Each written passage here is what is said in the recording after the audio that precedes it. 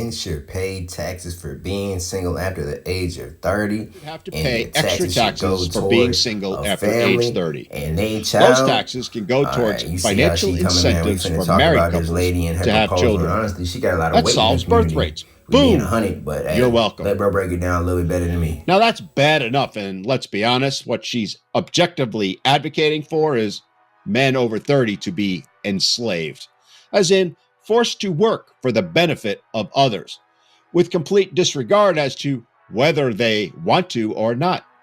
So much for bodily autonomy, so much for freedom, right? But it gets even worse.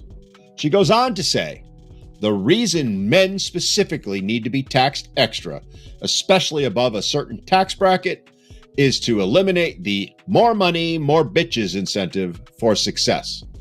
Ideally, a man's incentive for success, and this is key, should come from providing for his family. It's best if men just settle down to avoid men wasting women's reproductive years. Alternatively, maybe you can get out of the single tax if you happen to be in a newly registered relationship for less than 2 years. That gets all the relationships registered so that people cannot cheat without the side pieces knowing. Men, all I can say is, you saw it yourself. This is an actual quote, very real policy idea. A proposal, if you will. Posted proudly by someone who genuinely thinks this is feminist problem solving. She is openly stating she does not view men as human beings, but quote unquote, providers. Providers for women. Providers within married couples. And if they aren't willing to submit to that, they must be punished. Look, she's never going to admit it, but it's obvious that she believes men are property who exist solely to benefit women and society. She believes that they should be forced to work without freedom or pay, as in having their pay taken away from them via taxes, under the threat of violence or punishment if they fail to do so. My friends, that is the literal definition of slavery. And no, this isn't a joke. Even though she's trying to put a pretty little bow on it by attaching a little smiley face at the end. Imagine, if you will, if a man said the same thing.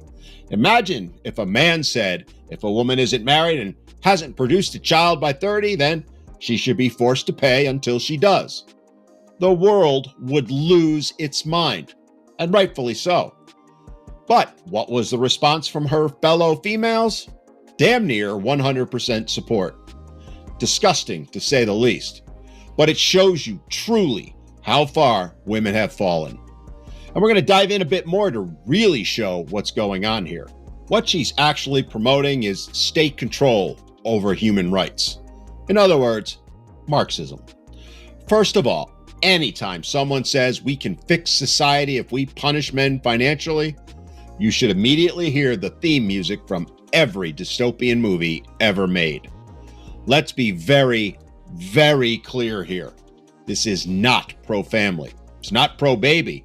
I'd argue it's not even pro-woman. What it is pro-control.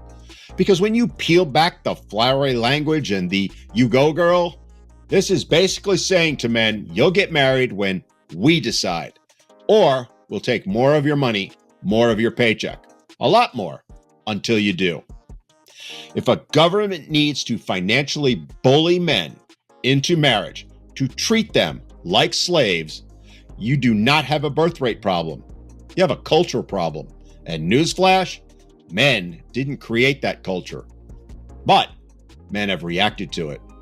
Because what this really is a reaction to men walking away, going MGTOW, if you will.